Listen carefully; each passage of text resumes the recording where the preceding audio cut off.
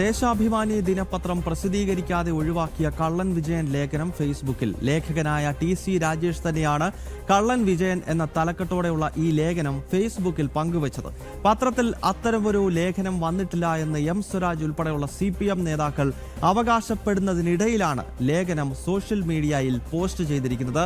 പ്രശാന്ത് ശങ്കരമംഗലത്ത് വിശദാംശങ്ങൾ നൽകും. പ്രശാന്ത്, ഈ ലേഖനവുമായി ബന്ധപ്പെട്ട് മാത്രമല്ല, VS അച്യുതാനന്ദന്റെ ഓർമ്മക്കുറിപ്പ് ദേശാഭിമാനിയിൽ നിന്നും വെട്ടിമാറ്റിയതും ഈ ലേഖനം അവിടെ കോപ്പി പേസ്റ്റ് ചെയ്യാനുമൊക്കെയുള്ള വലിയ ശ്രമങ്ങൾ കഴിഞ്ഞ ആഴ്ച നടന്നതാണ്. അതുമായി ബന്ധപ്പെട്ട വിവാദങ്ങൾ നിലനിൽക്കുകയാണോ ഈ കള്ളൻ വിജയൻ എന്ന ലേഖനം ഇപ്പോൾ FBയിൽ ഈ എഴുതിയ ആൾ തന്നെ ഇട്ടിരിക്കുന്നത്?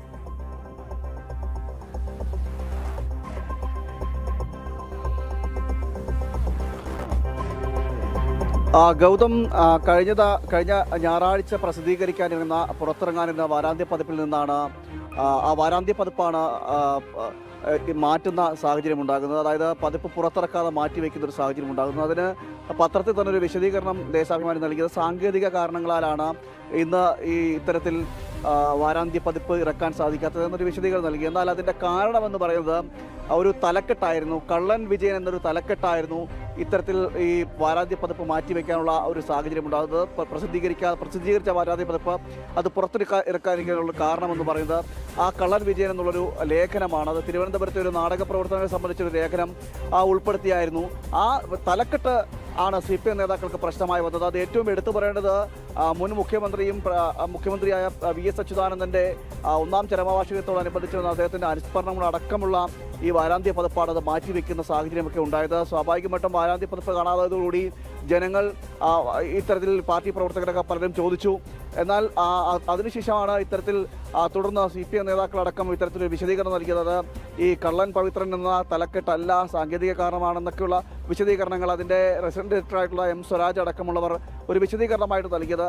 എന്തായാലും വീണ്ടും അതിലൊരു കൂടുതൽ വിവരങ്ങൾ പുറത്തു വരികയാണ്. ഈ CPM നേതാക്കൾ പറഞ്ഞതല്ല കാര്യം, കള്ളൻ പവിത്രൻ എന്ന തലക്കെട്ട് തന്നെയാണ് കാര്യം എന്നത് വീണ്ടും പുറത്തു വരികയാണ്. അതിൻ്റെ ലേഖനം തയ്യാറാക്കിയ ലേഖകൻ തന്നെ തൻ്റെ ഫേസ്ബുക്കിലൂടെ പൂർണ്ണമായും ആ ലേഖനത്തിൻ്റെ പൂർണ്ണരൂപം പോസ്റ്റ് ചെയ്തിട്ടുണ്ട്. കള്ളൻ പവിത്രൻ എന്ന ഹെഡ് ലൈനോടുകൂടി തന്നെയാണ്, തലക്കെട്ടോടുകൂടി തന്നെ, തലവാചകത്തോടു കൂടി തന്നെയാണ് അത് ഫേസ്ബുക്കിൽ പോസ്റ്റ് ചെയ്തിരിക്കുന്നത്. ഇതോടുകൂടി തന്നെയാണ് വീണ്ടും ഈ ചർച്ചകൾ വീണ്ടും ചൂട് പിടിക്കുന്നത്. അതായത് ഈ പിണറായി വിജയനോട് അടുപ്പം നിൽക്കുന്നവർ അല്ലെങ്കിൽ പിണറായി ഭക്തി മൂത്തവരാണ് ഈ പത്രത്തിലുള്ളവരെല്ലാവരും എന്ന് നമുക്കറിയാം. അതിൻ്റെ പശ്ചാത്തലത്തിൽ കൂടിയാണ് ഈ ഒരു പേര് പ്രശ്നമായി വരുന്നത്. കള്ളൻ വിജയൻ എന്ന പേര് അത് പിണറായി വിജയനോട് ചേർത്ത് വായിക്കുമോ അല്ലെങ്കിൽ പിണറായി വിജയനെ ആരോപിക്കുമോ എന്നൊക്കെയുള്ള ഭയമാണ് ഈ എഡിറ്റർമാർക്കുണ്ടായത് പത്രത്തിൻ്റെ. അതാണ് പെട്ടെന്ന് ഈ പേര് പിൻവലിക്കാനുള്ള ഈ പത്രം പിൻവലിക്കാനുള്ള ഒരു നീക്കം ഉണ്ടായിരിക്കുന്നത്. അത് വാരാന്ത്യ പതിപ്പ് പിൻവലിക്കുന്ന ഒരു നീക്കം ഉണ്ടായത്. എന്തായാലും ഈ ദേശാഭിമാനിയുമായി ബന്ധപ്പെട്ട് പറയുകയാണെങ്കിൽ ഇപ്പോൾ ഈ ഒരു വിഷയത്തിൽ പാർട്ടിക്കുള്ളിൽ തന്നെ രണ്ട് പക്ഷം ഉണ്ടാകുന്ന സാഹചര്യം ഉണ്ടായിരുന്നു.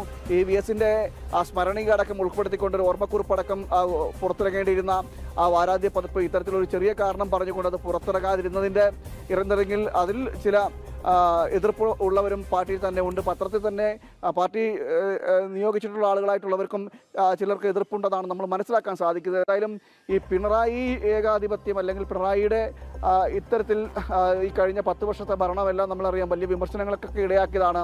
അതിനോടൊക്കെ ചേർത്ത് വായിക്കുമോ ഈ കള്ളൻ വിജയൻ അതാണ് പാർട്ടിയിലെ ഒരു വിഭാഗം ഭയന്നത്, അതിൻ്റെ എഡിറ്റർമാരടക്കം ഭയന്നത്.